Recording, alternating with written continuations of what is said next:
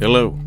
In this segment, we'll be looking at the technique Canelo Alvarez and Gennady Golovkin use preluding their fight. We'll come to understand the differences in technique and how the differences contribute to their styles in the arena. First, let's just listen to the sound their gloves make striking off the shield. Now, the outcome of this fight is much more than just punching power, but the difference is notable even before we look at the technique, with Golovkin providing a much more piercing thud every time his gloves echo off the shield. Why is this? Despite both thriving in the pocket, they use very different technique. Let's slow down Golovkin and take a closer look at him first. Notice how as he rotates his hips, his pectoral is stretched out as the arm is thrown back, harnessing a wider range of motion before slinging the punch forward.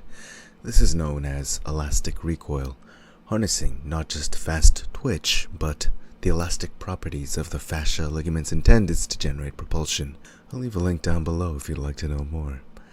This in essence is the secret to Triple G's power, but it does come at a cost. What he gains in power, he also gains in the time it takes to land the punch, giving his opponent more time to react to the punch, whilst also increasing its overall telegraph.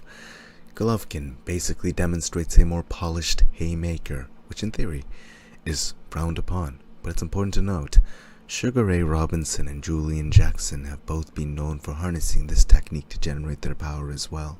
So, what does Golovkin do to compensate for the delay in telegraph? I can break it down to two things. With his jab, ring generalship, and just fear generated by his power.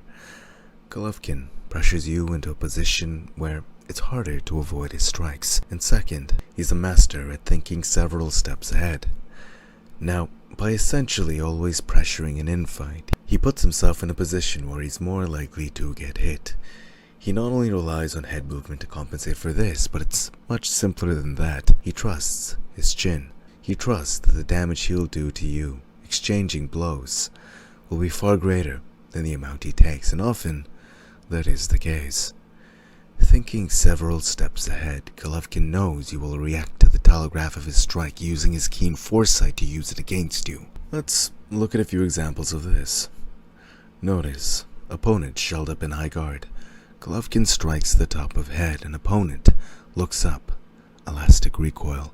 Opponent sees the huge telegraph in the left and reacts, shells up in fear, leaving the body wide open for an excruciating liver blow. Setting himself back to position with his right, again, elastic recoil.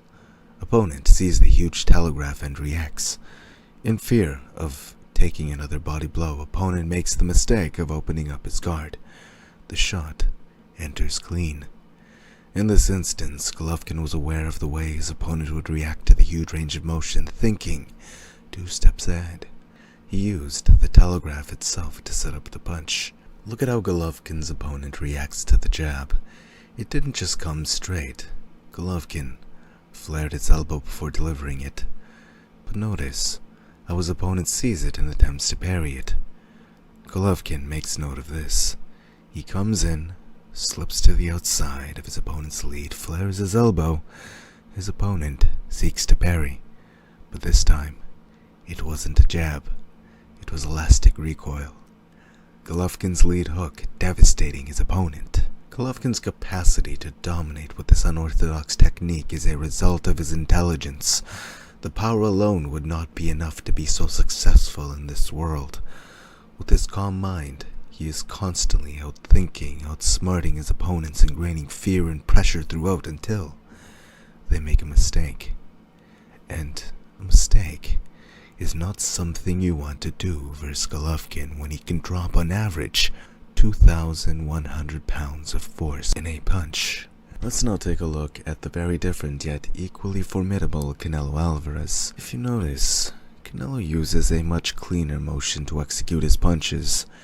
He does not harness the same level of elastic recoil as Golovkin, if any.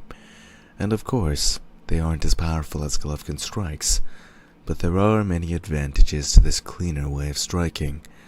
Faster delivery, higher counter-punch potential, lower telegraph, increased precision, faster recovery, faster combinations, better combination potential. Overall, what you lose in power, you gain much more in everything else. If you do not have Golovkin's chin and fight IQ, it is a much more effective way of punching. Nonetheless, to say Canelo does not have power would be ignorance. Having 34 KOs out of his 49 wins, Canelo too is a different animal in the boxing world altogether. Canelo's genetic aptitude alongside the technique he uses to leverage his punches do give him formidable power, but it's not the power alone that gives him such high KO potential. Instead, it's the way he sets up his strikes and the damage that adds up over time. Canelo is a high work rate counter-puncher, armed with a creative arsenal of combinations. He likes to stand in the pocket and wait for you to come in, although, to attain that position, he's willing to walk you down and place pressure onto you. Explosive, fast combinations. He's not Amir Khan fast, who is, right? But from the way he can leverage power from his body, he is much more dangerous with each hit. He typically uses his creative combinations to freeze your guard, overwhelming you, then striking an opening.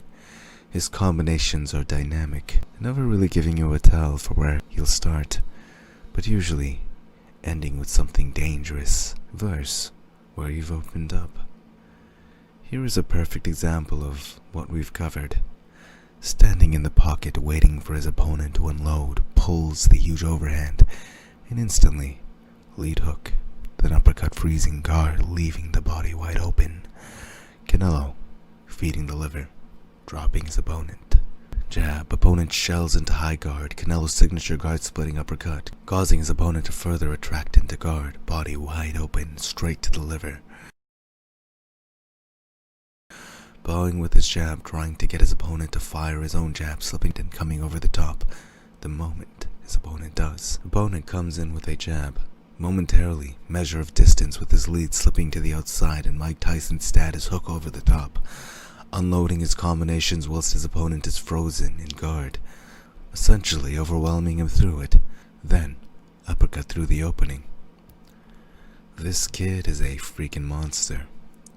And of course, we have to cover the Amir Khan fight. This KO was a byproduct of many rounds of punishment. Canelo for the most part was being outboxed by Amir Khan, but each strike Canelo was landing was far more significant damage-wise, particularly to the body, slowing Khan down, making him more conscious of the body shots as they were adding up. Notice how as Amir is pawing with his jab, then notice how Khan's arms go down to parry a body shot that never existed. First off, the timing of the shot is different because Canelo didn't just throw it from his side. This time, he loaded up elastic recoil. Amir Khan, thus caught off guard, parries air, his arms are down, the shot smacks clean up against Amir Khan's chin. Several rounds of fear planted via body shots made this KO. Insane reaction time, creativity, clean technique, high volume of punches, above average level of power. Canelo is like a balanced character given juice with all the stats relatively high across the board. It's a metaphor, chill. Considering Golovkin's fighting style, I see Canelo, his way of throwing uppercuts and just overall fast delivery of power, being very difficult for Golovkin to deal with. More so than his other opponents, especially considering his age. But honestly, who knows what could happen? As Mike Tyson has said, everyone has a plan until they get punched in the face, and with GGG, that level of power can instantly dismantle a game plan on Connect, so really, I have no idea who will win this one. I honestly give it a 50-50. Worst case, someone gets hospitalized at the end, either way. It's going to be an amazing fight. How do you guys think it'll turn out? I hope you get